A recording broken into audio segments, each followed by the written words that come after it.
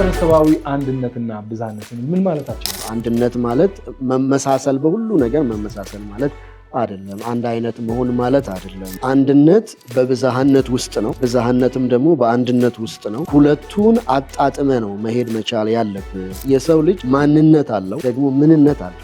ሰው አንድ ነው ስንል በማንነቱ ሰው ልጅ የተከፋፈለ አይደለም፣ በማንነቱ አንድ ነው። ወይም ደግሞ ነጭም ጥቁርም የተለያየ ተፈጥሯዊ ልዩነት በሰው ውስጥ የለም። በስነ ህይወት ጥናቶች አንጻር ሊረጋገጥ የሚችል ልዩነት በሰው መካከል የለም። ሰውነት አዳጊ አይደለም። ሰው ሆነ ነው የምትፈጠረው። ሰው መሆን መቼ ነው የሚጀምረው? ሰው መቼ ነው ሰው የሚሆነው? ስለዚህ ሰው መሆን አዳጊ ነገር አይደለም። ሰው መሆን ተለዋዋጭ ነገር አይደለም። ሰው መሆን በመወለድ በመፈጠር የምታገኘው ነገር ነው። ግን የአንድ አባትና የአንድ እናት ልጆች በሂደት ነው ዝምድናችን የተራራቀ ፈጽሞ ማንተዋወቅ፣ ማንመሳሰል፣ ማንቀራረብ፣ አንዳችን ስለሌላችን መኖር ሊገደን የማይገባ አድርገን እንድናስብ የሆን ነው። ማንነት ከምንነት ጋር ይደባለቅብናል ብዬ አምናለሁ። እስከዛሬ ድረስ ማንነትን በተመለከተ በተለይ ኮሌክቲቭ አይደንቲቲ ወይም የጋራ ማንነት የምንለው ላይ መግባባት እንደሌለን ልናስታርቃቸው የማንችላቸው የሚመስሉ ልዩነቶች አሉ። ሰዎች በማንነታቸው ከዚህኛው ማህበረሰብ ይሻላለሁ፣ እበልጣለሁ፣ ላሳድገው እችላለሁ ምናምን ብለው ጦርነት የሚፈጥሩበት ዘመን ዛሬ የተጀመረ ነገር አለ። በጣም ብዙ ሰዎች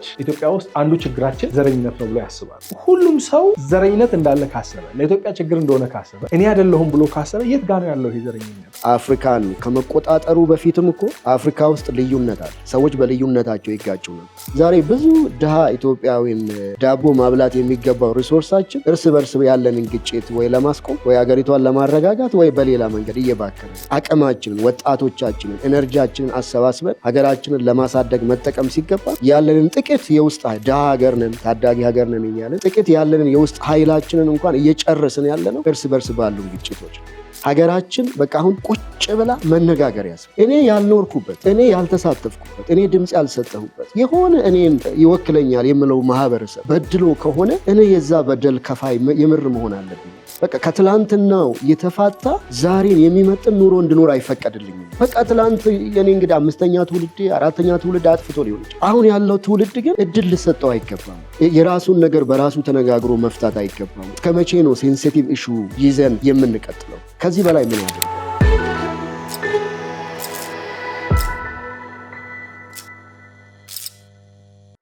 ተመልካቾቻችን እንደምን ከረማችሁ?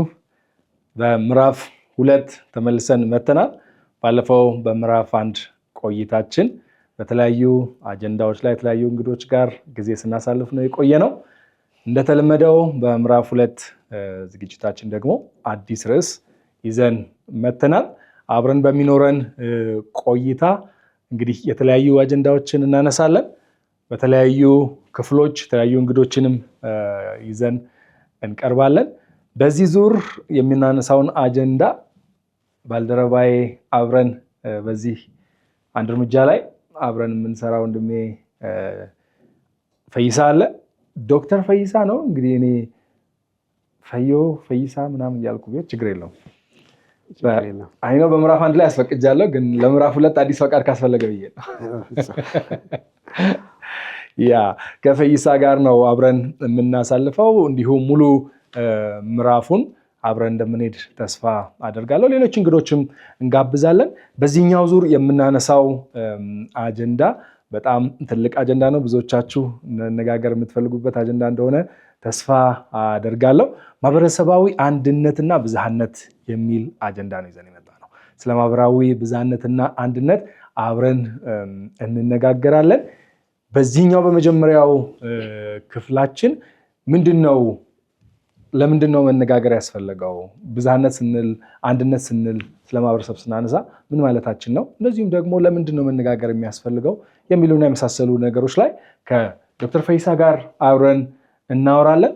አይነ ወንድማችን ዶክተር ፈይሳ በሰፊው በዚህ ላይ ጥናቶችን አድርገዋል። አንዳንድ ጽሁፎችን ጽፏል። የሱን ጽሁፎችን የማየት እድል ነበረኝ። በተለይ የ3ኛ ዲግሪውን በሚሰራበት ወቅት በእነዚህ ርዕሶች ላይ በሰፊው ዳሰሳ አድርጓል። ስለዚህ አብረን ነው ያለነው፣ አብረን ልንነጋገር ነው የተገናኘ ነው።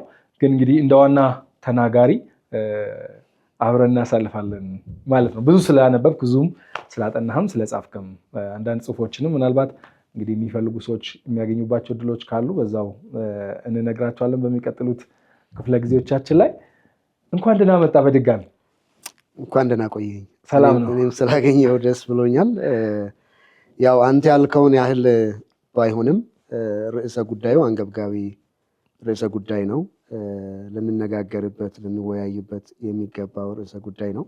ያው የኛ ዓላማ ከዚህ ያለቀ የተጠናቀቀ ነገር ለህዝቡ መስጠት ሳይሆን ሁሉም በያለበት መነጋገር ይችል ዘንድ የመነሻ ሀሳቦችን ብናነሳ ሁላችንንም የሚመለከት የጋራ ጉዳያችን ስለሆነ አብረን ብንመካከር የሚጠቅሙ ሀሳቦችን መነሻ ሀሳቦችን ማካፈል እንችላለን ብዬ አስባለሁኝ። እኔም እንግዲህ በዚህ ሁለተኛ ሲዝን ላይ ስለተገናኘን ደስ ብሎኛል። እኔም በጣም ደስ ብሎኛል። የዚህ በተለይ ማህበረሰባዊ አንድነትና ብዝሃነት በጣም ብዙ የሚወራበት አጀንዳ አይደለም። በጣም በጥቂቱ እናወራበታለን። አንዳንድ ሰዎች በማህበራዊ ድረገጾቻቸው ላይ በተለያየ መንገድ ያነሱታል። በተለያየ ጊዜም እንደዚሁ በትናንሽ ቡድኖቻችን እናነሳለን። ሚዲያዎቻችን ላይ አይነሳም ማለት አይደለም። አጀንዳው በተለያየ ሁኔታ የተለያዩ ምሁራንም የተለያዩ ሚዲያዎቻችንም ለማንሳት ይሞክራሉ። እኛም እንደሱ ነው የምናደርገው። ይሄ ጉዳይ መነጋገር ይገባናል፣ ልናነሳው ይገባል። በተወሰነ ደረጃ ዝም ብለነው ልንሄድ የምንችለው አጀንዳ አይደለም ከሚለው ነገር ጋር ተነስተን የምንነጋገርበት አጀንዳ ነው የሚሆነው። ከዚሁ ማበረታታት የምፈልገው በዚህኛው ዙር በሚኖረን አጀንዳ ላይ በጣም ብዙ ሰዎች ጥያቄ እንደሚኖራቸው ተስፋ አደርጋለሁ። በዚህ ጉዳይ ላይ ንግግር የምትፈልጉ በዚህ ጉዳይ ላይ ቢወራ ይሄ ጥያቄ ቢመለስ የምትሏቸውን ጥያቄዎች ባለሙያዎችንም እየጋበዝን በተለያየ አጀንዳዎች ላይ እያነሳን የምንነጋገርበት ቆይታ ስለሚሆን ጥያቄዎቻችሁን እንድትልኩልን አበረታታለሁ። ስክሪኑ ላይ በሚታየው አድራሻ ጥያቄዎችን ከላካችሁልን እነዛን ጥያቄዎች እኛ የምንነጋገርበታለን። እንደዚሁም ደግሞ በነዛ ርዕሶች ላይ የተለያዩ ባለሙያዎችን እየጋበዝን የምናወራበት ይሆናል። ስለዚህ ከወዲሁ አብረን የምንነጋገረው እንዲሆን እኛ እኔና ፈይሳ ብቻ የምንነጋገረው ወይም ደግሞ የሚመጡ እንግዶች አንዳችን ምናልባት አስተናጋጅ ሆነን እያስተናበረን የምናወራው ብቻ እንዳይሆን እናንተ የምትሳተፉበት እንዲሆን እዚህኛው ርዕሰ ጉዳይ የሁላችንም ጉዳይ ስለሆነ በቤታችሁ እንድታወሩበት በተለያዩ መገናኘቶች እንደ ቤተሰብ ስትገናኙ በጓደኝነት ደረጃ በተለያዩ ደረጃዎች በምታደርጓቸው ንግግሮች ይህን አጀንዳ እያነሳችሁ ጥቂት እንድንነጋገርበት ለመፍትሄ የሚሆኑ ሀሳቦችን ከየአቅጣጫው መኖር የምንችልበት እንዲሆን ከመግቢያችን ማበረታታት እወዳለሁ። ስለዚህ በዚህ ምዕራፍ ላይ የምናነሳው ማህበረሰባዊ አንድነትና ብዝሃነት ይሆናል። ስለዚህ ካንተ እንጀምር ፈዮ። ማህበረሰባዊ አንድነትና ብዝሃነት ስንል ምን ማለታችን ነው በጥቅሉ? አመሰግናለሁ። ያው ርዕሰ ጉዳዩ በጣም ሰፊ ርዕሰ ጉዳይ ነው። እንዲሁ በቀላሉ ተነስቶ የሚታለፍ ነገር አይደለም። ነገር ግን ከሰው ልጅ ታሪክ እኩል የኖረው ነገር ወይም ጥያቄ የሰው ልጆች አንድ ነን ስንል ምን ማለታችን ነው? እንዲሁ ስታይ የቆዳ ቀለማችን ይለያያል፣ ባህላችን፣ እምነታችን ይለያያል፣ አመለካከታችን፣ የምናራምዳቸው ርዕዮተ ዓለሞች ይለያያሉ፣ ዝንባሌያችን ይለያያል። በጣም ብዙ የሚለያዩ ነገሮች አሉን። ግን እሱ ሁሉ እያለ ደግሞ አንድ ነን ስንል ምን ማለታችን ነው? በሌላ ወገን ደግሞ የሚሉ ሰዎች አይ አንድማ አይደለንም፣ ልዩዎች ነን፣ እንለያያለን የሚሉ ሰዎችና አንድ ነን በሚሉ ሰዎች መካከል በጣም የተራራቀ ጥግና ጥግ የሆነ የዘመናት ንግግር ያው ማህበረሰብን በብዙ ዕዳ መክፈል ዋጋ መክፈል ውስጥ ሲያሳልፍ የቆየ ጉዳይ ነው። በዚህ ጉዳይ ላይ በብዙ ዘርፎች ጥናቶች፣ ምርምሮች ይደረጋሉ። እንዲሁ በደፈናው ግን ያው በዚህ ምዕራፍ የተለያዩ ባለሙያዎች በዚህ መነጽር በዚህ እይታ አንድነት ይሄ ማለት ነው፣ በዚህ እይታ ብዝሃነት ማለት ይሄ ማለት ነው የሚሉትን ያነሳሉ። እኛ ግን ምናልባት እንደ መነሻ ልናነሳ የሚገባው ብዬ የማስበው ብዝሃነት በምንልበት ጊዜ ልዩነቶችን በጣም አግንነን በጣም ለጥጠን ልዩነቶች አንድነት የሚባለውን ስዕል እስኪያጠፋ ድረስ በሚወሰድበት ጊዜ በማህበረሰብ መካከል በጣም አላስፈላጊ ግጭቶችን፣ የኢንትረስት የፍላጎት አለመመሳሰልን፣ ከዛም አልፎ ተልፎ ደግሞ ሃይራርኪካል ምን የሚባለው የበላይና የበታችነትን የሚፈጠር አሁንም ብዙ ለምናያቸው ግጭቶች፣ ዓለም አቀፍ ችግሮች ምክንያት የሆነ ነገር ነው። ከዛም የተነሳ በዚህ ፕሮግራም ምናልባትም ብዝሃነት ማለት ልዩነት ማለት መከፋፈል ማለት አይደለም። ዳይቨርሲቲ ኢዝ ኖት ዲቪዥን ብለን የምንሞግትበት፣ በዚህኛው በኩል ደግሞ አንድነትን በጣም ዋጋ የሚሰጡ አንድነትን የሚያራምዱ ሰዎች ደግሞ ለባህል ብዝሃነት፣ ለአመለካከት ብዝሃነት፣ ለእምነት ብዝሃነት፣ ለብዙ አይነት የሰው ልጆች ደግሞ በምድር ላላቸው ልዩነቶች ደግሞ ዋጋ የሚያጡበት አንድነትን አንድ አይነትነት አድርጎ የሚያይ ደግሞ በዚህ በኩል ሌላ ጥግ አለ። አይ ዩኒቲ ኢዝ ናት ዩኒፎርሚቲ፣ ደግሞ አንድነት ማለት መመሳሰል፣ በሁሉ ነገር መመሳሰል ማለት አይደለም። አንድ አይነት መሆን ማለት አይደለም። አንድነት በብዝሃነት ውስጥ ነው፣ ብዝሃነትም ደግሞ በአንድነት ውስጥ ነው። ሁለቱን አጣጥመ ነው መሄድ መቻል ያለብህ የምለውን አብረን የምናይበት ምዕራፍ ይሆናል ብዬ አምናለሁኝ። እንግዲህ ከዛ ጎን ለጎን ተያይዞ የሚነሳው ነገር የሰው ልጅ ማንነት አለው፣ ደግሞ ምንነት አለው።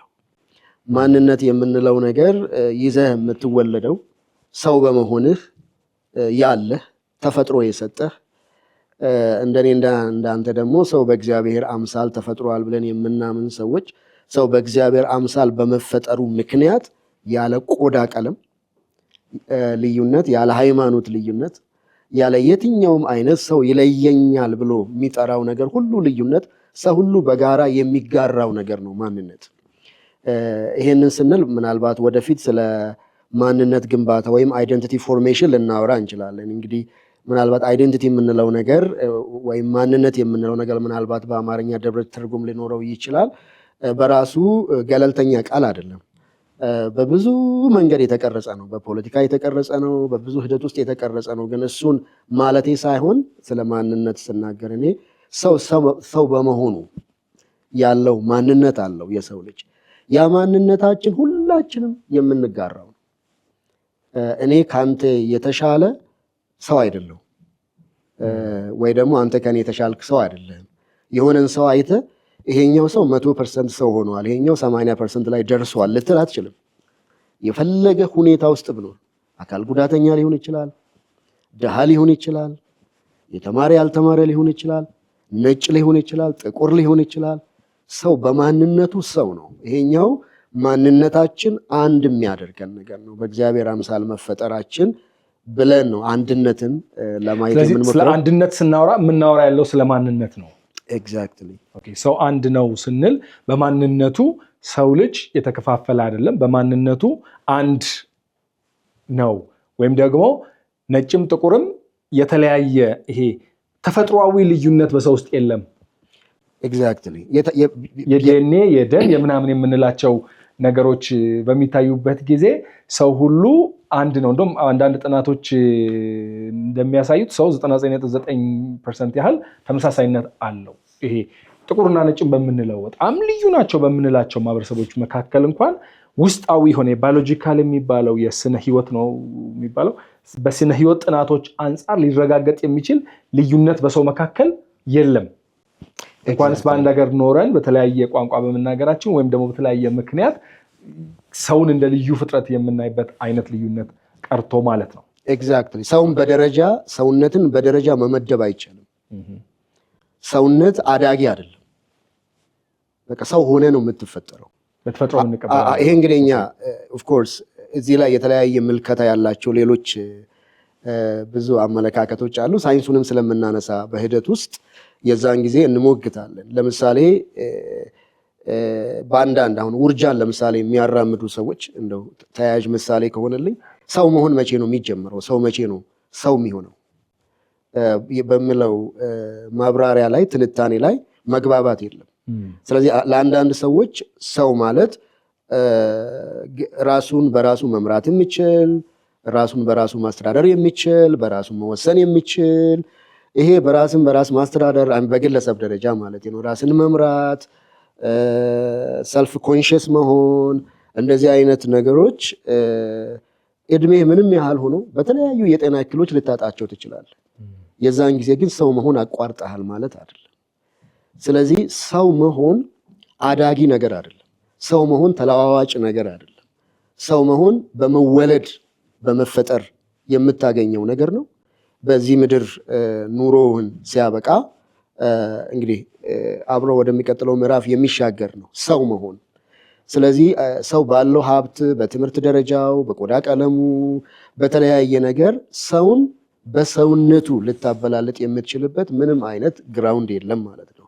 ሁላችንም በሰውነታችን አንድ ነን የሚለውን እንግዲህ ይሄንን ሳይንስ ምን ይላል? ለምሳሌ ቅድም እንዳነሳኸው ሰዎች 99.9% በጣም ይመሳሰላሉ። አንተ አሁን ጄኔቲካሊ ብትጠና የሆነ ፐርሰንት አውሮፓ ነው፣ የሆነ ፐርሰንት ኤሽያ ነው፣ የሆነ ፐርሰንት ነው እንጂ ክብሩ እዚህ ቦታ ተወልዶ እዚህ ቦታ አድጓል ብሎ ያስተሪ ለአንተ ሊያረጋግጥልህ ወይም ይሄኛው አይነት ዘር ነው ሊልህ አይችልም። እና ወደ ውስጥ ስንገባ ዘር የምለው ስያሜ ራሱ ሰው ሰራሽ እንደሆነ እንግዲህ አሁን በተለያዩ ፊልዶች ለምሳሌ በፖለቲካ ሳይንስ ጥናትና በስነ ፍጥረት ወይም የባዮሎጂ ስተዲ ውስጥ ክርክሮች አሉ።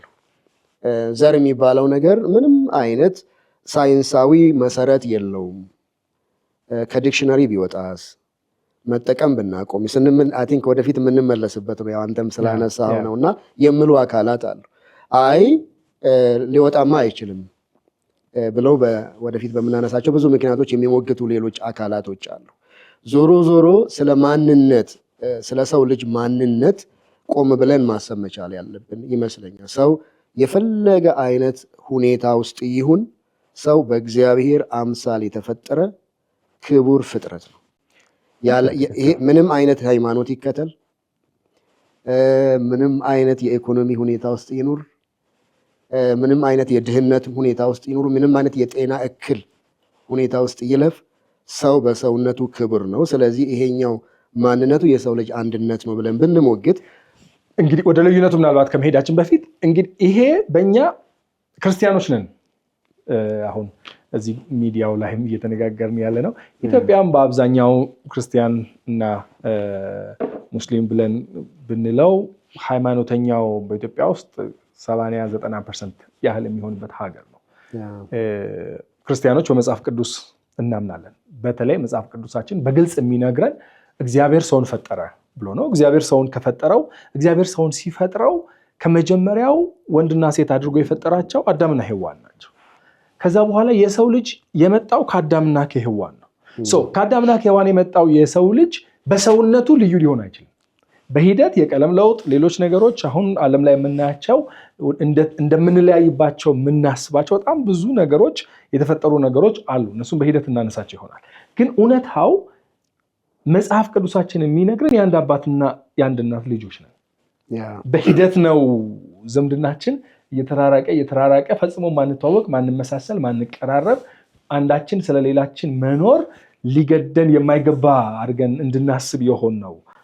እንዳልከው እነሱ ምክንያቶች ምንድናቸው የሚለውን በተወሰነ ደረጃ እናነሳ ይሆናል እየበዛን ከመሄዳችን አንጻር። ካልሆነ በስተቀረ አንድነታችን መጽሐፍ ቅዱስ አምናለሁ ብለን እግዚአብሔር ሰው እንደፈጠረ አምናለሁ ብለን ክርስቲያን ነኝ ብለን ስናበቃ አንድነታችን ላይ ጥያቄ ሊኖረን አይችልም። ያ ግን አሁን እንዳነሳኸው መጽሐፍ ቅዱሳችን ብቻ ሳይሆን ሳይንስም የሚያረጋግጠው ነገር ነው። ግን ደግሞ ታሪካዊ ምክንያቶች አሉት። ለምንድን ነው ልዩነታችን በጣም በከፍተኛ ሁኔታ የሚራገበው ለሚለው ነገር የምናነሳቸው አጀንዳዎች ይኖራሉ። እውነት ነው። ምናልባት አንዱም እንግዲህ ምክንያት ማንነት ከምንነት ጋር ይደባለቅብናል ብዬ አምናለሁ። የሰው ልጅ ማንነት አለው፣ ምንነት አለው እና ብዙ ጊዜ ስለ አንድነት በምናወራበት ጊዜ ስለምንካፈለው ሀብት፣ ስለምንኖርበት ምድር፣ ይሄን ይወስድብኛል፣ ይሄን ያሳጣኛል፣ ከገሌ ጋር አንድ ነኝ ብለ ይሄኛው ይጎልብኛል፣ ስለምናገኛቸው ጥቅሞች፣ ሌሎች ምንነቶችን አብረን እናስባለን። እኔ እነዛን ነገሮች ምንነቶች ብዬ ነው የምጠራቸው። ምንነት ማለት ምን ማለት ነው? የሰው ልጅ ከተወለደ በኋላ የሚያገኛቸው፣ የሚለምዳቸው፣ የሚማራቸው ነገሮች ናቸው። እነዚህ ነገሮች ተለዋዋጮች ናቸው። ለምሳሌ ቋንቋ፣ በአንድ ቋንቋ አፍን ትፈታለህ ስትወለድ። በተለያዩ አጋጣሚዎች ግን የተለያየ ስፍራ ስትቀይር፣ ከገጠር ከተማ ስትገባ፣ ከአንድ ሀገር ወደ ሌላ ሀገር ስትሄድ ሌላ ቋንቋ ትማራለህ እና አንዳንድ ጊዜ እንደውም አፍን የፈታህበትን ቋንቋ ለመናገር እስኪቸግር ድረስ ጭራሽኑ ደግሞ መናገር እስከማትችል ድረስ አዲስ ቋንቋ ትለምዳለህ እና አይ ማንነትን የሚገልጸው የተወለድክበት ቋንቋ ብቻ ነው ስትባል በኋላ ላይ የለመድከው ቋንቋ ማንነትህን ነው የሚገልጸው። ባህሎች፣ እምነቶች ከዛ ቀደም ደግሞ እንዳልኩት ማንነት ወይም አይደንቲቲ ኒውትራል ቃል ይቅርታ ይህን ቃል እንዲጠቀም ይፈቀድልኝ ኒውትራል ቃል ሆኖ አያውቅም።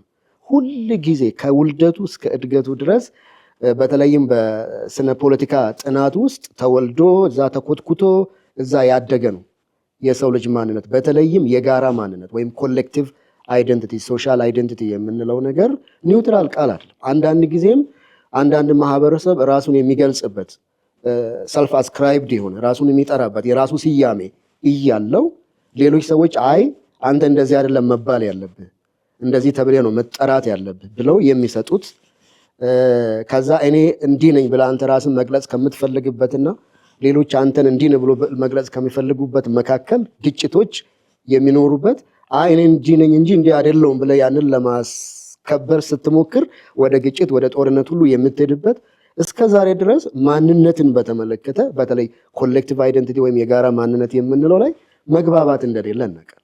እስከ ዛሬ ድረስ ማለት ነው። ነጭነት ምንድነው? ጥቁርነት ምንድነው? ይሄኛው ብሔርነት ምንድነው? ያኛው ብሔርነት ምንድነው? ይሄኛውን ብሔርነት በመወለድ ነው ወይ የምታገኘው? በመወለድ ከሆነ እናትና አባት ከዛ ብሔር ስለሆኑ ነው ወይ? አያቶቻቸው ኬት ነበረ? የአያቱ እናት ኬት ነበረ? እናቱ የት ነበረ? ምናምን ስትል አንዱ እዚህ ነው፣ አንዱ እዛ ነው፣ አንዱ እዛ ነው፣ አንዱ እዚህ ነው። ምንም ወጥ የሆነ ነገር የለውም። ስለዚህ ይሄኛው ለኔ ይሄኛውን እንደ ምንነት ነው የምቆጥረው እና ይሄ ምንነት ማንነትን በመቅረጽ ውስጥ ትልቅ ሚና አለው። እጅግ አስፈላጊ ነው። ስለዚህ ምንነታችን ደግሞ ልዩነታችን ነው ብዬ ነው ያምናለሁ። ማንነታችን የአንድነታችን መስመር ነው። ምንድነው አንድ የሚያደርገን? ሰውነታችን። አንዳችን ከሌላችን የበለጥን ሰው አይደለንም። አንዳችን ከሌላችን ያነስን ሰው አይደለንም። ነገር ግን ሰው ሆነን በዚህ ምድር ላይ ስንኖር እግዚአብሔር በስፍራዎች እንድንለያይ አድርጓል። በቆዳ ቀለም እንድንለያይ ሆኗል። በቋንቋችን እንድንለያይ ሆኗል። በምንራመዳቸው ርዕዮተ ዓለሞች እንድንለያይ ሆነዋል። ከዛ ደግሞ ያው የምንኖርበት አንዳንዶቻችን የምንኖርበት ቦታ ላይ ወርቅ አለ፣ ሌሎቻችን የምንኖርበት ቦታ በረሃ ነው። አንዳንዶቻችን የምንኖርበት ቦታ ማዕድናት ይወጣሉ፣ ነዳጅ ይወጣል፣ እንደዚህ ይወጣል። የተሻለ የተፈጥሮ ሀብት አለ። አንዱ እዚህ ነው፣ አንዱ እዛ ነው። እነሱ እዛ ቁጭ ብሎ ያን እየተጠቀሙ እኔ ለምን መባባል አለ። ብዙ ነገሮች አሉት ውስጡ። እሱ ልዩነታችን ነው። ይሄ ልዩነታችን አብረን ለመኖር አስፈላጊ ነው። ለዚህም ነው ቅድም ብዝሃነትና አንድነትን ስንነጋገር ሁለቱን አጣጥመን መሄድ ያለብን። አይ አንድን ብቻ ነን ስለዚህ አንድ ቋንቋ እንናገር ማለት አትችልም። አንድ ብቻ ነን በቃ ስለዚህ እንዲህ ብቻ እንሁን ማለት አትችልም።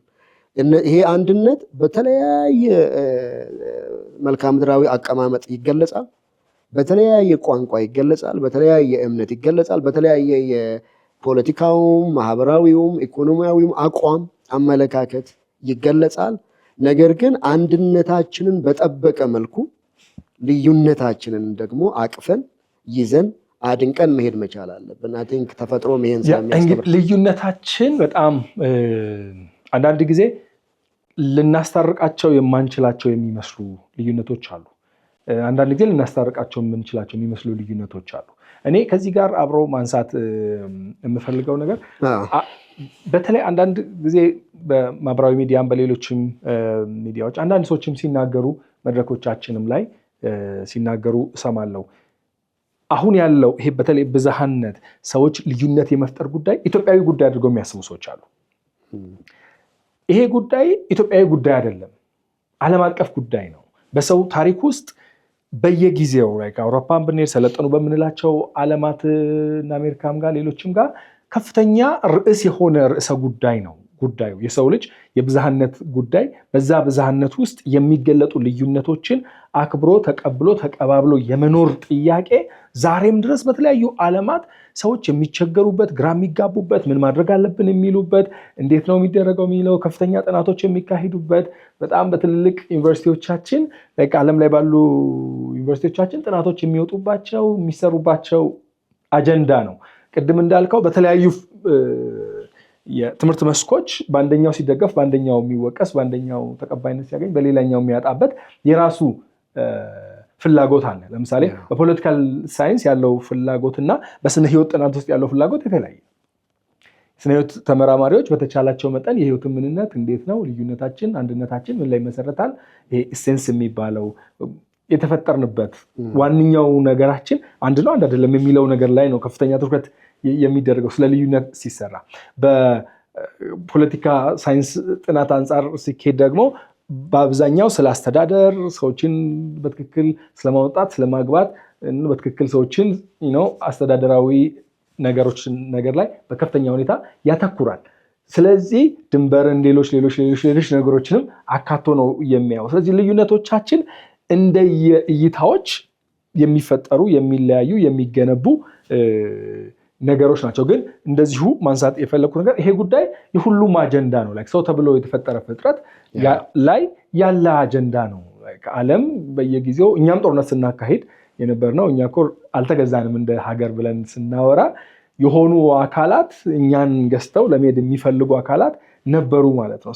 ሰዎች በማንነታቸው ከዚህኛው ማህበረሰብ እሻላለሁ፣ እበልጣለሁ፣ ላሳድገው እችላለሁ ምናምን ብለው ጦርነት የሚፈጥሩበት ዘመን ዛሬ የተጀመረ ነገር አይደለም። እኛ እንደ አንድ ሀገር ውስጥ ብቻ ያለ ብቻ ሳይሆን ሌሎችም ዓለማት ላይ ያለ ጉዳይ ነው። ስለዚህ ልንነጋገርበት ስንነሳ በጣም ኢትዮጵያ ውስጥ ያለ በጣም የኛ ጉዳይ ብቻ አድርገን ሳይሆን ከፈታ አድርገ ነው ዓለምም ላይ ያለ ታሪክ ነው።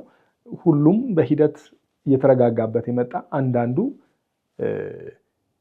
እንዴት ነው ሊያቻችለው የቻለው፣ አንዳንዶቻችን ደግሞ እስካሁን ማቻቻል ያልቻለው አጀንዳ እንደሆነ አስበን ይህን ነገር በመነጋገር ወደ ማቻቻል ልንሄድ ተቀባብለን ልዩነቶቻችንን ተቀባብለን አንድነቶቻችንን ደግሞ በደንብ አስተውለን የምንሄድበት አይነት ንግግር እንዲሆን ነው እንግዲህ በአጠቃላይ የዚህኛው ምዕራፍ ምኞታችን። እኔ ተመልካቾቻችንም ከኛ ጋር አብረውን እንዲጓዙ ጠይቃለሁ፣ ተስፋም አደርጋለሁ። ይሄ አጀንዳ የብዙዎቻችን አጀንዳ እንደመሆኑ በየቤቱ በየአእምሯችን የሚመላለሱ በጣም ብዙ ነገሮች፣ ወደ ሰው በጣም ብዙ የምንጠቁሙባቸው ነገሮች፣ በጣም ብዙ ሰዎች ኢትዮጵያ ውስጥ አንዱ ችግራችን ዘረኝነት ነው ብሎ ያስባሉ። ስለ ዘረኝነት ሲያስቡ የኔ ወገን፣ እኔ ብቻ፣ የኔ በላይ ነኝ፣ የኔ ነው የሚጠቅመው፣ ከሌላው እኔ እበልጣለሁ የሚል አስተሳሰብ እንደሆነ ያስባሉ። ግን ዘረኝነት አንዱ ችግራችን ነው ብሎ ያስባሉ። ማንም ሰው ግን እኔ ዘረኛ ነኝ ብሎ ያስብ። ስለዚህ በጥቅሉ ቆም ብለን መጠየቅ ያለብን ሁሉም ሰው ዘረኝነት እንዳለ ካሰበ፣ ለኢትዮጵያ ችግር እንደሆነ ካሰበ፣ እኔ አይደለሁም ብሎ ካሰበ የት ጋር ነው ያለው? ይሄ ዘረኝነት አየር ላይ ያለ ጉዳይ ነው ወይ? ትንሽ አውርደ ነው መሬት ላይ ልናወርደውና እኔም እኮ ሳላውቀው በዚህ አስተሳሰብ ሳላውቀው ማድረጋቸው ነገሮች ሊኖሩ ይችላሉ ወይ? ሳላውቀው ወደ አላስፈላጊ እይታ ሊሄድ ልሳብ እችላለሁ ወይ ብሎ ራስንም የመገምገሚያ ጊዜ እንዲሆን ነው የምንጠብቀው ንግግራችንና ማንንም ለማጉዳት፣ ማንንም ለማግለል፣ ማንንም በተለየ መንገድ ለማቅረብ የሚደረግ ንግግር አይሆንም። ከወዲሁ አንዳንድ ቃላቶች ምናልባት የሚከብዷችሁ፣ አንዳንድ ቃላቶች ውስጣችሁ ቁጣ የሚፈጥሩ ቃላቶች የምንጠቀም ከሆነ እንደሱ አይነት በተለያየ ምክንያት በሰዎች ውስጥ ላለመጠቀም ጥረት እናደርጋለን። ምናልባት ግን እኛ በጣም ልንጠቀመው የምንችለው ቀለል ያለ ሀሳብ ነው ብለን ያነሳነው ሀሳብ አንዳንዶችን የሚጎዳ ከሆነ ከወዲሁ ቆም ብለው እንዲጠይቁ እኛንም እንደተባለው በአድራሻችን አግኝተው ሊያናገሩን እንደሚችሉ በዚሁ አጋጣሚ ማሳሰብ እፈልጋለሁ። ይሄ አጀንዳ እንግዲህ በሰፊው ልንነጋገርበት የሚገባ አጀንዳ ነው። ብዝሃነታችን እና አንድነታችን ከዚህ ጋር ተያይዞ የሚነሱ ነገሮች አሉ። ቅድም ዘር የሚለውን ሀሳብ በተወሰነ ደረጃ ለማንሳት ሞክረናል። በሚቀጥሉት ጊዜያት በሰፊው ወደ ውስጥ ጠልቀን እንገባለን። ሌሎች የምናነሳቸው አጀንዳዎች ይኖራሉ አይደለ? ብሔርተኝነት ማለት ምንድን ነው የሚለውን እናነሳለን። ነገድ ወይም ትራይብ የሚባለው ነገር ምንድን ነው የሚለውን አንዳንድ ቃላቶች ከዚህ በፊትም ስንነጋገር እንደነበረው ከአንተ ጋር በተለያየ መንገድ የሚተረጎሙ እኛ ጋር የሚሰጡን ትርጉም ሌሎች ቦታዎች ላይ የሚሰጠው ትርጉም ምንድን ነው የሚሉትን ነገሮች የቃላትንም ጉልበት የምናይባቸው እድሎች ይኖሩናል ብዬ አስባለሁ። እንግዲህ ይህንን ያህል ካልን ለምንድን ነው በዚህ ጊዜ ይህንን አጀንዳ አንስቶ መነጋገር በጣም አስፈላጊ የሚሆንባቸው ሀሳቦች ወይም ምክንያቶች ምንድን ናቸው ልንል እንችላለን? እንግዲህ አንተም አሁን ይቅርታ ከመጠየቅ ነው የጀመርከው እና ለምንድን ነው ብዬ ስለ ፍቅር ብናወራ አትጠይቅም እርግጠኛ ነኝ። ስለ ሌላ ርዕስ እና ለምንድን ነው ይቅርታ የጠየቅከው? ኢሹ ሴንሲቲቭ ኢሹ እንደሆነ ይታወቃል። ስለዚህ ሴንሲቲቭ ያደረገው ምንድን ነው ብለን እንደ ሀገር መጠየቅ አለብን። እኔ እንደ ሀገር ነው የምለው ይሄንን። ለምንድን ነው ይሄንን የምለው? የቅኝ ገዢዎች ሀሳብ አፍሪካን ከመቆጣጠሩ በፊትም እኮ አፍሪካ ውስጥ ልዩነት አለ። ሰዎች በልዩነታቸው ይጋጩ ነበር። ነገር ግን የሰዎች ልዩነት ትንታኔ ሙሉ ለሙሉ ተቀይሯል። የቅኝ ገዢው የኢምፔሪያሊዝም ሀሳብ አፍሪካን ከተቆጣጠረ በኋላ ልዩነቶች በጣም ተቀይሯል። ዛሬ የምንነጋገርባቸው፣ የምንጋጭባቸው፣ የምንጣላባቸው አብዛኞቹ የልዩነት እሳቤዎቻችን አገር በቀሎች አይደሉም ብዬ አምናለሁ። ይሄ የግል እምነቴ ነው። የአገር በቀሎች አይደሉም፣ የራሳችን አይደሉም። እኛ አሁን ባለንበት ነባራዊ ሁኔታ ቁጭ ብለን እንደ ሀገር መነጋገር አለብን፣ መወያየት አለብን። ወደንም ጠላንም የጋራ ሀገር አለችን ምንወዳት በዚች ምድር ላይ እስከኖርን ድረስ እግዚአብሔር ባስቀመጠን ስፍራ አካባቢያችን ላለው ማህበረሰብ በረከት ሆነን ማድረግ የምንችለውን ነገር አስተዋጽኦ አድርገን የሰላም፣ የአንድነት፣ የፍቅር ምክንያቶች ሆነን ማለፍ እንፈልጋለን። ይህንን ማድረግ ካስፈለገ መነጋገር አለብን። የራሳችን ሀሳብ ይኑረን እስቲ፣ የራሳችን ግንዛቤ ይኑረን እስቲ። አንዱ ምክንያታችን ይሄ ነው። እንደምታውቀው ይሄ ኢሹ ሴንሲቲቭ ኢሹ ነው ብያለሁ ቀደም ብለው። ሴንሲቲቭ ኢሹ በመሆኑ ምክንያት በዘመናት መካከል ሲያጋጭ፣ ሲያጣላ፣ ሰይፍ ሲያማዝዝ፣ ጠመንጃ ሲያማዝዝ፣ አንዱን ገዢ ሌላውን ተገዢ ሲያደርግ የኖረ ነው። ከዚህም የተነሳ ዛሬ ስለ አንድነትና ብዝሃነት ስታወራ አብሮ የሚነሳው የጎጂና ተጎጂነት ስሜት አለ። በየቦታው በተለይ የተጎጂነት ስሜት አለ። የሆነ ጊዜ ላይ የሆነ ትውልድ ጎድቶናል። አባቶቻችን ተበድለዋል። ማግኘት የነበረብንን አጥተናል። የራሳችን የሆነን ነገር ተነጥቀናል። ማንነታችን ተወስዶብናል የሚሉ ብዙ አካላት አሉ። ይሄ ነገር ከትውልድ ወደ ትውልድ እየተላለፈ ዛሬ ደርሷል። ዛሬ ባለንበት ሁኔታ ሀገራችንን እየጎዳ ነው ያለው። ዛሬ ብዙ ድሃ ኢትዮጵያዊን ዳቦ ማብላት የሚገባው ሪሶርሳችን እርስ በርስ ያለንን ግጭት ወይ ለማስቆም ወይ ሀገሪቷን ለማረጋጋት ወይ በሌላ መንገድ እየባከነ ነው ያለው። አቅማችንን፣ ወጣቶቻችንን፣ ኤነርጂያችንን አሰባስበን ሀገራችንን ለማሳደግ መጠቀም ሲገባን ያለንን ጥቂት የውስጥ ድሃ ሀገር ነን፣ ታዳጊ ሀገር ነን እያልን ጥቂት ያለንን የውስጥ ኃይላችንን እንኳን እየጨረስን ያለነው እርስ በርስ ባሉን ግጭቶች ነው። ለዚህ የመጀመሪያው መፍትሄ ብዬ የማየው መነጋገር ነው። በቃ አንድ ቤተሰብ እንኳን እንደ ቤተሰብ ከባድ የምትለው ሴንሲቲቭ የምትለው ኢሹ አምቀ ዙሪያው እስከተሽከረከርክ ድረስ ቤቱ ሰላም አይሆንም። ሀገራችን በቃ አሁን ቁጭ ብላ መነጋገር ያስፈልጋታል። እኔ ያልኖርኩበት፣ እኔ ያልተሳተፍኩበት፣ እኔ ድምፅ ያልሰጠሁበት የሆነ እኔን ይወክለኛል የምለው ማህበረሰብ በድሎ ከሆነ እኔ የዛ በደል ከፋይ የምር መሆን አለብኝ ወይ? በቃ ከትላንትናው የተፋታ ዛሬን የሚመጥን ኑሮ እንድኖር አይፈቀድልኝም ወይ? በቃ ትላንት የኔ እንግዲህ 5ኛ ትውልድ 4ኛ ትውልድ አጥፍቶ ሊሆን ይችላል። አሁን ያለው ትውልድ ግን እድል ልሰጠው አይገባም ወይ? የራሱን ነገር በራሱ ተነጋግሮ መፍታት አይገባም ወይ? እስከ መቼ ነው ሴንሲቲቭ ኢሹ ይዘን የምንቀጥለው? ከዚህ በላይ ምን ያደርገን ምለው አንዱ ነገር ነው ብዬ አስባለሁ። በጣም ተገቢ ነገር ነው እያነሳ ያለው እውነት ነው። ይሄ አጀንዳ በጣም ከፍተኛ ግጭት ምክንያት ነው እንዳልነው በእኛ ሀገር ብቻ አይደለም፣ አፍሪካ ውስጥ በጣም የተለመደ ነው። በብሔር በጎሳ በተለያየ መንገድ ተከፋፍሎ መጋጨት የተለመደ ነው። ቅድም እንዳልከው አስተሳሰቡ በተለይ ከቅኝ ግዛት በኋላ መልኩን ለውጦ በሌሎች ወይም እንግዳ በሆነ አስተሳሰብ ነው ግጭቶች በደንብ የሚፈበረኩት የሚለውን ሀሳብ አንስተሃል። እኛ ኢትዮጵያውያን ከቅኝ ግዛት ነፃ ነን ብለን ነው የምንለው፣ እውነት ነው። ግን መጠንቀቅ ያለብን ነገር እነዚህ ወገኖቻችን ምንም እንኳን በአካል መጥተው ባይገዙንም ስቲል በትምህርት አስተሳሰባችን በአብዛኛው የምንከተለው ከሌላው ዓለም የሚመጣውን አስተሳሰብ ነው።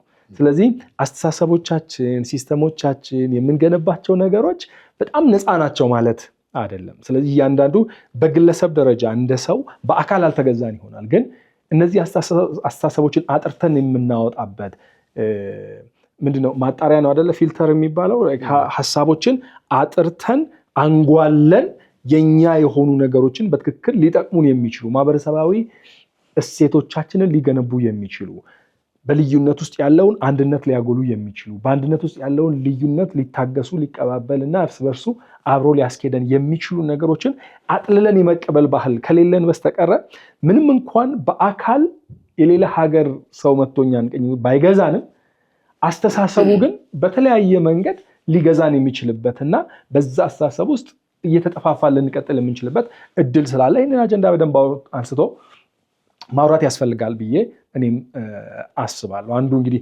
ምክንያታችን እሱ ነው። ይህን አጀንዳ ያው መጀመሪያም ስንነጋገር ጀምሮ ታውቃለህ፣ ይሄን አጀንዳ እናንሳው ጉዳይ እንዴት እናድርገው እያልን ነው የቆየ ነው። ግን አሁን ወደዚህ መተን ስናነሳው ከቤተሰቦቻችን ከተመልካቾቻችን በየቤታቸው ካሉ ወገኖቻችንም ጋር ስንነጋገር ይሄ ጉዳይ መነጋገር አለብን። ለምንድን ነው እኔ አንዱ የማየው ነገር በእኛ ሀገር እንዳልኩት አልተገዛንም፣ ጀግኖች ነን ምናምን እንላለን። እውነት ለመናገር ጠመንጃ ይዞ ጫካ መግባት ቀላል ነው። ይሄ አጀንዳ እኮ ጠመንጃ ያስይዞናል። በተለያየ ታሪኮቻችን ውስጥ የውጊያ ታሪኮቻችንን ስንመለከት እነዚህ ልዩነቶቻችንን ማግባባት አለመቻላችን ነው ወደ ጦርነት የወሰደን። ግጭቶቻችን በአብዛኛው በብዙ መቶ ሺዎች ሰዎች ሞቱበት የምንላቸው ጦርነቶቻችን እኮ ብዙ ሌላ ምክንያት የላቸው፣ ልዩነቶቻችንን ማቀራረብ ያለመቻል ነው። እውነታው ከታየ አሁን ለእውነተኛው ጀግንነት ቻሌንጅ መደረግ አለብን ብዬ አስባለሁ። እውነተኛው ጀግንነት ብዬ እኔ የማምነው ጠመንጃ ይዞ ጫካ ከመግባት የበለጠው ጀግንነት ሀሳብህን ይዘህ በሀሳብ ለመርታት በሀሳብ ለማሸነፍ ሀሳቤ የሚጠቅም ነው የሚበጅ ነው፣ ሌላኛው ሰው ከያዘው ሀሳብ ለሀገርም ለወገንም ለህዝብም ይጠቅማል፣ ዙሪያ ላሉ ሰዎች ይጠቅማል፣ እንደ ሀገር ደግሞ ለአጠቃላይ ለማህበረሰቡ ጠቃሚ ሀሳብ እኔ ጋር አለ ብዬ ሳምን ያንን ሀሳቤን ወደ ጠረጴዛ የማምጣት ጀግንነት ጠመንጃ ጫካ ከመግባት የባሰ ጀግንነት ይጠይቃል። እውነት ነው። የሚጠይቀው ጉልበት፣ የሚጠይቀው ሀሳብ፣ የሚጠይቀው ጊዜ ሀሳቤን እንደገና አጥርቼ ጤናማ ለማድረግ ሌላውን ሰው ለማሳመን ብዙዎችን በሀሳቤ ለመግዛት የሚደረገው ትግል እውነቱን ለመናገር እንዳልኩ ከመጋጨት ይበልጣል። ያ እውነት ነው። ይሄ ደግሞ በጣም አሳዛኝ የሚሆነው የኢትዮጵያን ታሪክ ስታጠና እንግዲህ አልተማሩም የምንላቸው እኔ ብዙ ጊዜ ኢሊትሬት የምለውን ቃል ገጠር በሚኖረው ማህበረሰባችን ላይ አልጠቀምም። ተማሪዎችንም ሳስተምር እንደሱ እንዳትሉ ላለሁኝ። ፎርማሊ አንስኩልድ ወይም መደበኛ ትምህርት ቤት ያልገቡ ሊሆኑ ይችላሉ። ነገር ግን የብዙ ሀሳብ ባለቤቶች ናቸው። እነዚህ አልተማሩም የምንላቸው የገጠር ማህበረሰቦቻችን አያቶቻችን ቁጭ ብለው የተጣላን የሚያስታርቁ ትልልቅ ማህበረሰብ ጉዳዮችን ተነጋግረው የሚፈቱ ለነፍስ የሚፈላለጉ ሁለት እንደ ጠላት የሚተያዩ ሰዎችን አብረው ከአንድ ገበታ መብላት እንዲችሉ የሚያደርጉ ቂመኞችን ይቅር ባይ የሚያደርጉ በጥላቻ የተያዙን ሰዎችን ማፍቀር እንዲችሉ ይቅር ማለት እንዲችሉ ማድረግ የሚችሉ ሐሳብን አምጥቶ መነጋገር የሚችሉ ነበሩ። ከዛ ተማርን የምንል ሰዎች ግን በተቃራኒው ሐሳብን የምንፈራ ሰዎች ሆነናል። ሐሳብን የምንፈራ ሰዎች እንድንሆን ያደረጉ ብዙ ምክንያቶች ሊኖሩ ይችላሉ። ከነዛ ምክንያቶች ብዬ እኔ አንዱ የምሞግተው አንተም ቀደም እንዳነሳኸው አብዛኛው እዚህ አሁን ብዝሃነትና አንድነት ዙሪያ የምናንሸራሽራቸው ሐሳቦች አገር በቀል ሐሳቦች አለመሆናቸው ነው። ሊትሬቸር ውስጥ ነው የምናነባቸው። ሌሎች ቦታዎች እየተጠኑ ሌሎች ቦታዎች ላይ እየተሰሩ ናቸው። በኢምፔሪያሊስት አስተሳሰብ የተቃኙ ሐሳቦች ናቸው። እነዚህ ሐሳቦች ደግሞ አፍሪካውያንን አንዳንድ ጊዜ በረሮ ብሎ እስከ መጥራት ድረስ አፍሪካውያን በማህበራዊ ዝግመተ ለውጥ ውስጥ አልፈው የሆነ ጊዜ ሲደርሱ ነው ሰው ሆነው የሚታዩት ብሎ የሚያስቡ። ይሄ እንግዲህ በስፋት ከሚነሱ ጉዳዮች አንዱ ነው። ወደፊት በተለይ የአውሮፓ ስልጣኔ ከዘመነ አብርሆት በኋላ ሲከሰት የአውሮፓ ስልጣኔ እኮ አንድ ስልጣኔ ሳይሆን የተቀረው ዓለም የሚታይበት መነጽር፣ የተቀረው ዓለም የሚለካበት ቱምቢ ነው የሆነው። ከዛ ስልጣኔ ያፈነገጠ ነገር እንደ ጎደሎ ሙሉ እንዳልሆነ ነበረ የሚታየው። የትምህርት ስርዓት እንደሱ ነው የተቀረጸው። ማህበራዊውም ፖለቲካዊ መዋቅሮችም ያንን ነው የተከተሉት። ምናልባት ይህም ልትነሳ የምችል ነው። በሩዋንዳ የነበረው የዘር ጭፍጨፋ፣ የእርስ በርስ መጨፋ፣ አሁን ዘር አይደለም ሰውን የተጨፈጨፈው፣ የዘር ጭፍጨፋ ብዬ እኔ ልጠራው ስለማልችል በግሌ ማለት ነው። ግን የእርስ በርስ ጭፍጨፋ የተጠነሰሰው እኮ በአውሮፓውያን። ለምሳሌ ቤልጅየማውያን ቤልጅየም ቅኝ ግዛት ስር በነበሩበት ጊዜ ቤልጅየም ጠርታ ሰዎችን አንተ ከዛሬ ጀምሮ ውቱ ነህ፣ አንተ ቱስ ነህ፣ አንተ ትዋኔ 1% የሚሆኑትን እንደዚህ ብላ ከዛ ልጃቸውም ውቱ እያሉ ሳያደርጉ በፊት የነበሩት ሁለቱ ዋና ዋና ብሔረሰቦች የምንላቸው የልዩነት መዋቅር ነበራቸው። የልዩነት መዋቅራቸው ግን የኢኮኖሚና የማህበራዊ መዋቅር፣ ሌላ ዓላማ የለውም። ከተጋጩ እናንተ ጋር እዚህኛው መሬት ላይ የተሻለ ሀብት አለ እንካፈል ሊሆን ይችላል፣ በድንበር ሊሆን ይችላል። ግን አንዱ የበለጠ አስተዋይ፣ አንዱ የተሻለ ሰው፣ አንዱ መኖር የሚገባው፣ አንዱ መግዛት የሚገባው፣ እንደዛ አይነት አይዲዮሎጂ የለውም።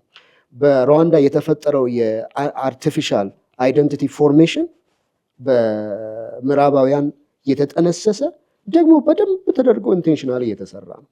ብዙም ሀገራችን በምትመጣበት ጊዜ ዛሬ የምናራምዳቸው አብዛኞቹ ነገሮች አገር በቀል የሆኑ ምክንያት ላይ የተመሰረቱ የሀገራችንን ነባራዊ ሁኔታ ከግምት ውስጥ ያስገቡ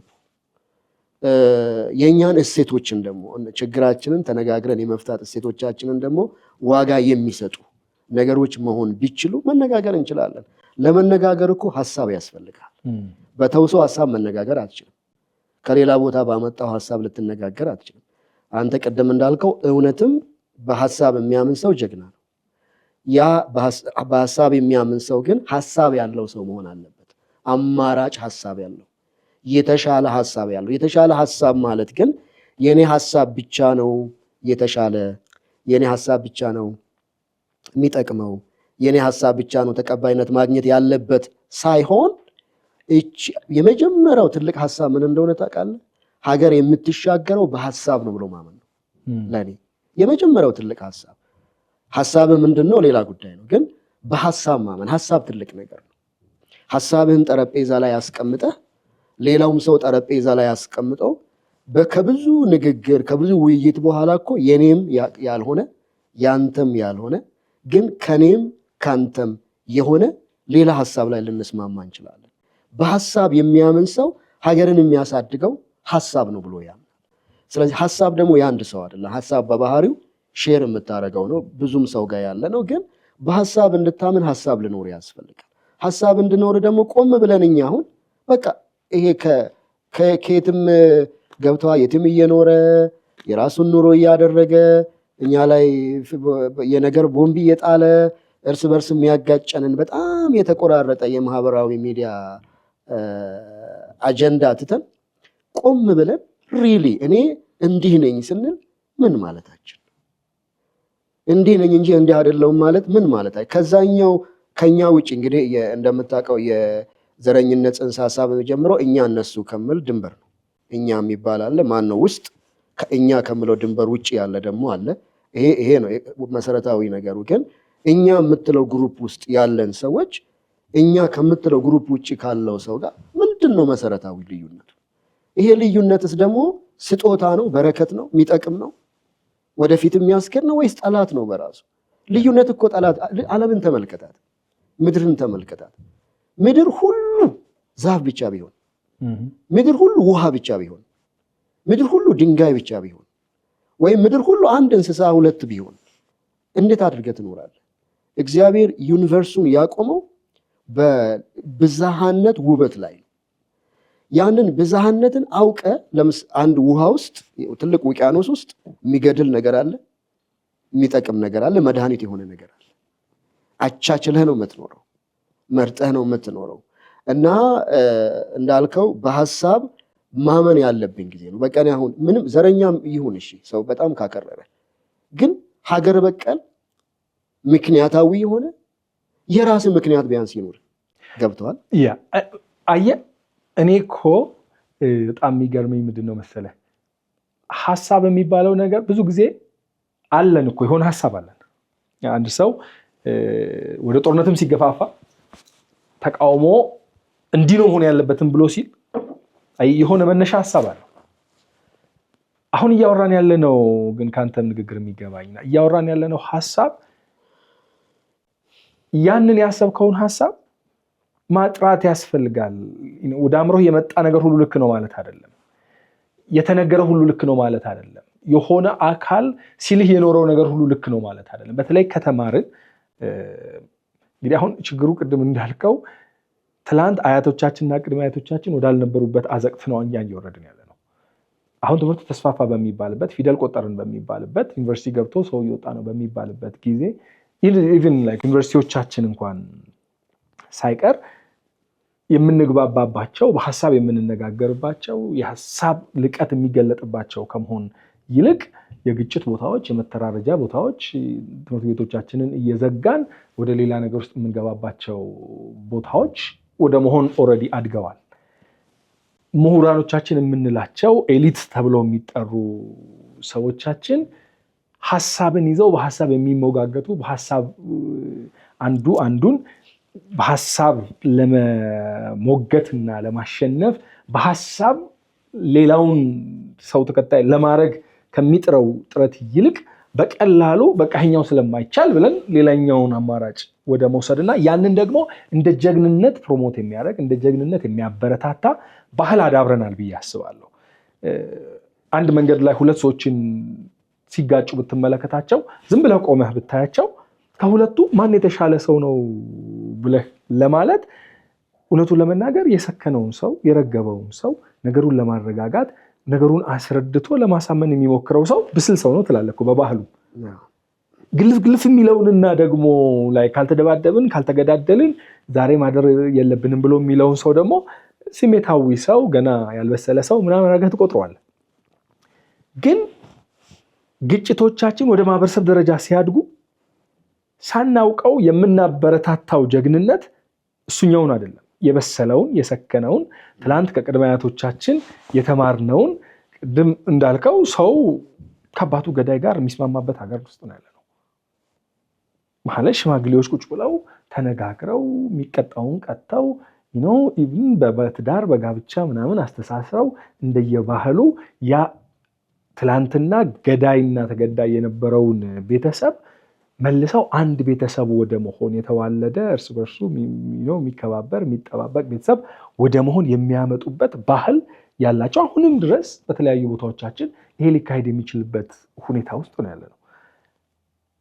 አሁን ግን የምታየው እያደገ ያለው አሁን መጣን የምንለው አሁን ዘመኑን እየተረከብን የምንለው ትውልድ ደግሞ እነዛን የከበሩ ሐሳቦች የነበራቸውን አባቶቻችንን አያቶቻችንን ቅድመ አያቶቻችንን የእነሱን እሴት ለመስማት እድሉ የሌለን እነሱን የምንገፋበትና እኛንን መፍትሄ የምናመጣው ብለን ግን መፍትሄው ምንድን ነው ሲባል ቅድም እንዳልነው ቁጭ ብለን ሐሳባችንን በደንብ ቃኝተነው ከሌላው ሰው ጋር ቁጭ ብለን ተነጋግረን ይሄኛውን በኩል አላየሁትም ነበር ብለን የሌላውን ሐሳብ ጨምረን የማንም ሐሳብ ያልሆነ ግን ገዢ የሆነ ሐሳብ ሁላችን የምንገዛለት ሐሳብ እንዲወጣ ጊዜ ለመስጠት ፈቃደኞች ያለመሆን ዝንባሌ በከፍተኛ ሁኔታ እያደገ የመጣበት ሁኔታ ነው የምናየው። ከዛ ባሻገር እንግዲህ ምናልባት በርዕሳችን በቀጣይነት እናነሳው እንደሆነ አላውቅም፣ ባለፈው ሲዝናችን ላይ አንስተነዋል። በዋልታ ረገጥነትን ስናነሳ በተለይም ዘመኑ ላይ ያለው የማህበራዊ ሚዲያው ከፍተኛ ሚና እየተጫወተ ያለበት ጊዜ ነው። ዋልታ ረገጥነትን በከፍተኛ ሁኔታ ለማስረጽ የሚሰራበት ዘመን ነው። በተለይ ሁሌ የሚገርመኝ ነገር ለምሳሌ እኔ የሆኑ ማያቸው ዜናዎች ካሉ የማህበራዊ ሚዲያ ላይ አልጎሪዝሙ የተሰራበት ከጀርባ የማህበራዊ ሚዲያውን የሚመራው ነገር እኔ የምወዳቸውን ነገሮች እኔ የምቀበላቸውን እኔ የማያቸውን ነገሮች መርጦ ነው የሚያመጣልኝ። እሱ መሆኑ ደግሞ ምን እንዳይሆን አድርጎኛል። እኔ የሌላውን ሰው ሐሳብ እንዳልሰማ፣ የሌላውን ሐሳብ እንዳላገኘው፣ የሌላውን ሰው ሐሳብ እንዳላውቀው፣ ሌላኛው ሰውዬ ምን ላይ ቆሞ እኔን እያወራኝ እንዳለ እንኳን በፍጹም እንዳልረዳ። ምክንያቱም ለእኔ እውነት ያለው የሆነ እኔ የምሰማቸው ትንታኔዎች ውስጥ እኔ የምሰማቸው አስተሳሰቦች ውስጥ ነው ለኔ። ለአንተ ደግሞ በዛው ልክ የምትሰማቸው አስተሳሰቦች ውስጥ፣ እይታዎች ውስጥ፣ ትንታኔዎች ውስጥ ነው ያለውና የምንሰማቸው ዜናዎች በራሱ የምንሰማቸው ትንታኔዎች በራሱ እየከፋፈለ የሚቀርብ እንደመሆኑ መጠን በማህበራዊ ሚዲያው ላይ በከፍተኛ ሁኔታ እየተለያየን ፈጽሞ ልንደማመጥ ማንችል ስለ አንድ ጉዳይ ስናወራ ያ አንድ ጉዳይ አንተ ጋር ባሉ ተንታኞች የሚተነተንበት መንገድና እኔ ጋር ባሉ ተንታኞች የሚተነተንበት መንገድ የተለያየ ስለሆነ የሁለታችን የምንሰማበት እድሉ በከፍተኛ ሁኔታ እየጠፋ ከመሄዱ የተነሳ የጋራ የምንለው ኮመን ግራውንድ የሚባለው ነገር እየጠፋ ልዩነት ላይ በከፍተኛ ሁኔታ እያቀነቀንን እንድንሄድ ምክንያትም እየሆነ ያለ ይመስለኛል። እና በእነዚህና በመሳሰሉ ምክንያቶች እንግዲህ እያነሳን ይሄን ጉዳይ ልንነጋገርበት ይገባል። አንዱ ማህበራዊ ሚዲያ መነጋገርን ሳይሆን መናገርን ነው እያበረታታ ያለው። አሁን አብዛኛው ሰው ተናጋሪ ነው፣ ሰሚው በጣም ጥቂት ነው። እንግዲህ በአጠቃላይ አሁን ባለንበት ነባራዊ ሁኔታ እንደ ሀገር መነጋገር ከብዙ አዙሪታችን የምንወጣበት አማራጭ ነው። እንግዲህ መንግስትም የእርቅ ኮሚሽን አቋቁመው ንግግሮችን ለማበረታታት ጥረት እያደረገ ያለበት ጊዜ ነው። ያ ደግሞ በየቤቱ በየቤተ እምነቱ በየአካባቢው እውነተኛ ንግግሮች ለመደማመጥ የሆነ ንግግር እስካልተደረገ ወደፊት መሄድ አንችልም። ለብዙ ዓመታት እንደ ሃይማኖት ያሉ ቀደም እንዳልከው ከብሔር ጋር የተገናኙ ሌሎች አይነት እሾች አይደለም በማህበረሰብ ደረጃ ልንነጋገር በከፍተኛ የትምህርት ተቋማቶቻችን እንኳን ጥናትና ምርምር እንኳን የሚደረግባቸው እሾች አይደለም። ለዘመናት ሁሌ ስነሳ ግጭት ያስነሳል እየተባለ ነገር ግን ደግሞ በዛው እየተጋጨን እየሄድን ነው ያለ ነው። አሁን እኛ ያለንበት ጊዜ እንግዲህ አሁን ለምሳሌ አውሮፓን ዛሬ ብዙ ሀገሮች ያሉበት አውሮፓ እኮ የሆነ ወቅት ላይ በሮም አገዛዝ ስር ይገዙ የነበሩ የተለያዩ ብሔሮች ናቸው፣ ሀገራት አልነበሩ።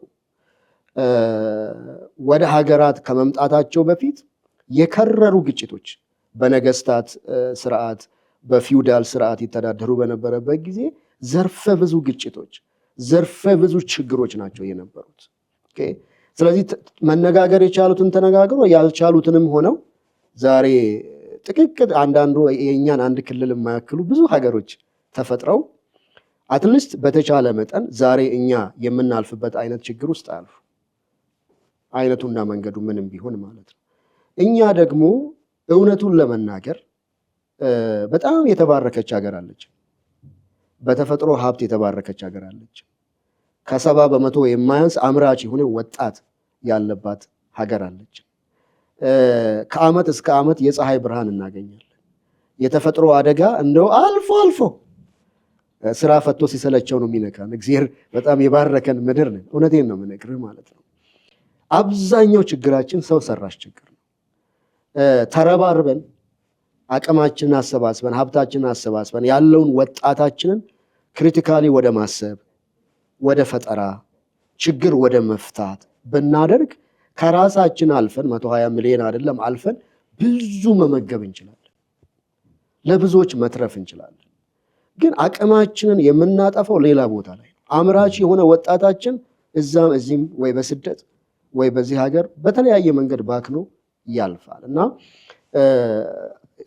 ጉዳዩ ምንም ያህል ሴንሲቲቭ ቢሆን ያው የአንድ እርምጃ አንዱም መርህ ካለንበት የምቾት ከተማችን አንድ እርምጃ ልፍ እንድንል ማበረታታት ነው። እንዲሁ በተፈጥሮ ማድረግ የማንፈልገውን ማንችለውን ማንወደውን እንድናደርግ የሚገፋፋ ፕሮግራም፣ የማይነካውን እንድንነካ የፈራነውን እንድንደፍር የሚያደርግ ዓላማችን እሱ ነው። ያው መጀመሪያው ምዕራፍ ላይ ስላስተዋወቀን ነውና ከዛ አንፃር እኛ የምንፈልገው አሁን በማንኛውም ጉዳይ በሰከነ መንፈስ መደማመጥ ባለበት መንፈስ የዛም ሐሳብ የሚመዘነው በተናጋሪው አይደለም። ክብሩ ስለተናገረው ትንሽ ሐሳብ አይሆንም። ክብሩ ስለተናገረው ትልቅ ሐሳብ አይሆንም። ሐሳብ የሚሆነው በሐሳብነቱ ምን ያህል ጠቃሚ ሐሳብ ነው፣ ምን ያህል አካታች ሐሳብ ነው፣ ምን ያህል ወደ ሰላም፣ ወደ ፍቅር፣ ወደ አንድነት፣ ወደ እድገት የሚመራ ሐሳብ ነው። የአጭር ጊዜ የረጅም ጊዜ ጠቀሜታው ጉዳቱ ምንድነው ተብሎ ተመዝኖ ሁሉም ሰው ሐሳቡን ወደ ጠረጴዛ የሚያመጣበት ጊዜ ነው ብያም ዘመኑ ይሄን ይጠይቃል። በቃ ከዚህ በኋላ ባለ ጊዜ ኤነርጂያችንን ያለንን አቅም ሌላ ነገር ላይ መጨረስ ይሄ እንነጋገር፣ እንወያይ። በትምህርት ተቋማቶቻችን ላይ ሪሰርቾች ይሰሩልን ይረስ ምንድነው እኛ ለምሳሌ የኢትዮጵያውያን የማንነት ስነ ልቦና ምን ይመስላል እንወቅ። ሰው ስለ ማንነቱ ያለው ግንዛቤ ምንድነው እንወቅ። አልቲሜትሊ መፍጠር እኔ ምኞቴ ቢሆንልን የምፈልገው ማየት በኢትዮጵያ ምድር ላይ በጸባዩ በባህሪውና በችሎታው ሰው የሚዳኝበት ምድር እንድትሆን ክብሩ መልካም ስነ ምግባር ካለው ችሎታ ካለው ከሰሜን ደቡብ ከምዕራብ ምስራቅ ተንቀሳቅሶ በችሎታው ተወዳድሮ በስነ ባህሪውና በስነ ምግባሩ ደግሞ ተመዝኖ በነፃነት መስራት የሚችልባት ምድር ማለት ነው። ሰው ምን ከዚህ ውጪ ባለው ሰው መመዘን አለበት ብያለሁ። ያ ነገር መሆን እንዲችል መነጋገር መቻል አለበት። አሁን ገጠር አካባቢ ስትሄድ ማህበረሰባችን ተጋብቶ በእድር በተለያዩ ማህበራት በእቁብ በተለያዩ ማህበራዊ መዋቅሮች አብሮ ይኖራል፣ አብሮ ይሰራል። ችግሩን እኮ ምናራምደው ምናቀጣጥለው ገበሬውን ከድህነት ወደ ድህነት የምንመራው ለበሬዎቹ መሞት ለሰብሉ መውደም በጊዜ ወጥቶ እንዳያርስ ልጆቹን እንዳያስተምር ምክንያት የምንሆነው ከተማ ያለን ሰዎች ነን። ይሄ ማህበረሰብ ሳያስተምረን ነው ያስተማረን። እሱ ዛሬ በኋላ ቀር ግብርና ፍዳውን እያየ ግብርናውን ልናዘምንለት አልቻለም። ዛሬ እናቶቻችን በወሊድ ምክንያት በየገጠሩ ሲሞቱ በአጠገባቸው በቂ የጤና ማዕከላትን መገንባት አልቻለም። ልናክማቸው አልቻልንም። ችግሩን ልንፈታለት አልቻልንም። ይባስ ብለን የነበረችውን እያሳጣ ነው። እንዳይሰራ፣ እንዳያርስ፣ እንዳይነግድ ልጆቹን እንዳያስተምር እያደረግን ነው ያለ ነውና በመፈራራት አምቆ በመያዝ የትም መድረስ አይቻልም። በቃ የኔ ሐሳብ የአንድ ሰው ሐሳብ ነው። ያንተ ሐሳብ የአንድ ሰው ሐሳብ ነው። ሐሳቤን በልቤ ይዤ አንተ ላይ ክፉ ከማሰብ እንነጋገር። ምናልባት እኮ ያንተም አቋም ያልሆነ የኔም አቋም ያልሆነ ግን ከሁለታችን የሆነ አንድ የጋራ ነገር ይዘን መውጣት እንችላለን። ሀገራችን ተማርን ከምንል ከተማ እንኖራለን ከምንል የተሻለ እድል አለን ከምንል ሰዎች ብዙ ትጠብቃለች። ብዙ የሚፈታላት ችግር አለ። ችግር እኮ ይሄን ልበልና አንድ ችግር አንድ ሀገር ውስጥ ኢሳን ኦፖርቹኒቲ እድል ነው። የምን እድል? የፈጠራ እድል ነው። አዳዲስ ነገሮች የማምጣት እድል ነው።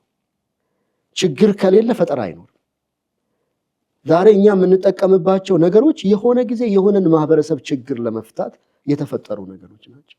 እኛ ግን አቅማችንን ሀብታችንን እሱ ላይ እያደረግን አይደለም ያለነው። ቀላል የማይባል ወጣቶቻችን ዛሬ እድሉን ቢያገኙ ሀገራቸውን ለቀው መሄድ ይፈልጋሉ። ቀላል የሚባሉ የተማሩ ሰዎቻችን ዛሬ እድሉን ቢያገኙ ሀገሩን ለቀው መሄድ ይፈልጋሉ። ቁልፍ የምንላቸው ባለሙያዎቻችን እንደነ የትምህርት ስርዓት ሕክምና ላይ ያሉ ብዙ ባለሙያዎች በከፍተኛ ሁኔታ ማይግሬት እያደረጉ ነው። ወደ ሌላ ሙያ እየሄዱ ወደ ንግድ እየሄዱ ብዙ አይነት የሙያ ክፍተቶች በሀገራችን እየተፈጠረ ነው ያለው። ይህንን መፍታት የምንችለው በሀሳብ ትልቅነት አምነን ተነጋግረን አንድነታችን ነው። ልዩነታችንን ደግሞ ሴሌብሬት አድርገን የቋንቋ ብዝሃነታችንን የአመለካከት ብዝሃነታችንን አቻችለን በሀገራችን ውስጥ ያለውን ከደቡብ እስከ ምዕራብ ከምስራቅ እስከ ሰሜን ያሉትን ነገሮቻችንን አቅማችንን ሀብታችንን አውጥተን የእናት አባቶቻችን ኑሮ ቀይረን የነገውን የልጆቻችንን እድል ፈንታ የተሻለ አድርገን ወደፊት መራመድ ካለብን እንደኔ እምነት ከመነጋገር የተሻለ አማራጭ የለም። በጣም በትክክል ነው ያነሳኸው። እውነቱን ለመናገር የምቃረነው ነገር የለኝም። ባገኝ ደስ ይለኝ ነበረ ለክርክር እንዲመች። ግን በሰፊው ልንነጋገርበት የሚገባ አጀንዳ እንደሆነ እውነቱን ለመናገር ማያምን ሰው ይኖራል ብዬ አላስብም። መነጋገር አለብን። በቤት ያላችሁ ቤተሰቦቻችን፣ ወገኖቻችን፣ ተመልካቾቻችን የምናበረታታው እሱ ነው። በቤት ጀምረን ወንድምና ወንድም መካከል፣ እህቶች መካከል፣ ቤተሰብ በባልና በሚስት በልጆች መካከል ነገሮቻችንን መነጋገር እንጀምር። እንነጋገር። መነጋገር ያዋጣናል። መነጋገር የተሻለ መፍትሄ እንድናመጣ ያደርገናል። እማንነጋገር ከሆነ ልዩነቶቻችን የምንገፋፋባቸው የምንጣላባቸው የሚሆኑ ከሆነ ወደምንፈልገው ደረጃ አንደርስም። ሌላው ዓለም እየሄደበት ባለው አቅጣጫ አይደለም። እኛ ኢትዮጵያውያን እርስ በርስ እኮ አይደለም ጎረቤቶቻችን እንፈልጋቸዋለን። በአፍሪካ ሀገራት ያስፈልጉናል። አሁን እንደምንለው በደንብ ተባብረን እንደግ ብንል ብዙ ነገሮችን ማምረት ብንችል እኮ ሱዳን ወስደን ካልሸጥነው፣ ሶማሌ ወስደን ካልሸጥነው፣ ኬንያ ወስደን ካልሸጥነው፣ ኤርትራ ወስደን ካልሸጥነው የት እናረገዋለን? ብቻችንን እኮ ምንም ልናደርግ አንችልም። ሌሎች ዓለማት ያስፈልጉናል። ሌላ ዓለም ያሉ ከአፍሪካ ውጭ ያሉ ዓለማት ያስፈልጉናል። ሰው የሚባለው ፍጥረት እርስ በርሱ በከፍተኛ የሚፈላለግ ነው። ልዩነቶቻችን የመጋጫ ምክንያት ከመሆን አልፈው የመፈላለጊያ ምክንያቶች መሆን መጀመር አለባቸው። ምክንያቱም አንድ ብንሆን ሁላችን ማድረግ የምንችለው አንድ ነገር ብቻ ነበር። በጣም የተለያየን መሆናችን በግለሰብም ደረጃ ሳይቀር የተለያየን መሆናችን ብዙ ነገር እንድናደርግ እድል ይሰጠናል። የኔ ፍላጎትና የፈይሳ ፍላጎት ይለያያል። ፈየው የሚፈልገው ነገር አለ። እሱ የሚፈልገውን ነገር በማድረግ ውስጥ እኔ የምፈልገውን ነገር ያዘጋጅልኛል። እኔ የምፈልገውን ነገር ከሱ አገኛለሁ። እሱ ደግሞ ብዙ ጊዜ ሊሰጠው የማይፈልገው እሱ ያን ያህል የማይደክምበት፣ እኔ ደግሞ ደስ ብሎ የምደክምበት ነገር ለፈይሳ ጠቃሚ የሆኑ ነገሮች አሉ። እነዛ ነገሮች እኔ ሳመጣ ፈይሳ ይጠቀማል። ልዩነቶቻችን መገፋፈያዎቻችን፣ መራራቂያዎቻችን፣ አንዳችን ሌላችን መጥለፊያ ምክንያቶቻችን መሆናቸው መቆም አለባቸው። ለዚህ ነው መነጋገር ያለብን። እውነተኛው ነገር ምንድን ነው? መጽሐፍ ቅዱሳዊ እውነት ምንድን ነው? ታሪካዊ እውነት ምንድን ነው? ሳይንሳዊ እውነት ምንድን ነው? እንደምንለው ያህል እውነት ልዩነት አለን ወይ? እውነት እነዚህ ልዩነቶቻችን አብረው አያኖሩንም ወይ? በታሪክ ውስጥ የተፈጠሩ ጠባሳዎቻችን በዚህ ልክ ዛሬ ተሸክመናቸው ነገን ለማየት ለልጆቻችን የምናስረክባትን ሀገር ለመገንባት አቅም ይሰጡናል ወይ?